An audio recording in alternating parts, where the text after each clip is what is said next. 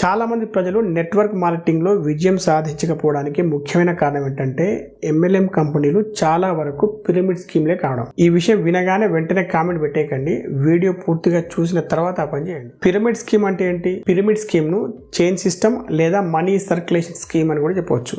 అంటే ఒక మెంబరు ఇతర మెంబర్లను జాయిన్ చేయించినప్పుడు మాత్రమే డబ్బులు సంపాదించగలడు. ఆ కొత్త మెంబర్లు తిరిగి మెంబర్లను జాయిన్ చేయించుకుంటూ పోవాల్సి ఉంటుంది. అంటే పిరమిడ్ పై భాగంలో ఉన్న వ్యక్తులు ఎక్కువ డబ్బు సంపాదించగలరు, పిరమిడ్ క్రింది భాగంలో ఉన్న వ్యక్తులు డబ్బు సంపాదించరు. నిజానికి వారు డబ్బు కోల్పోతారు.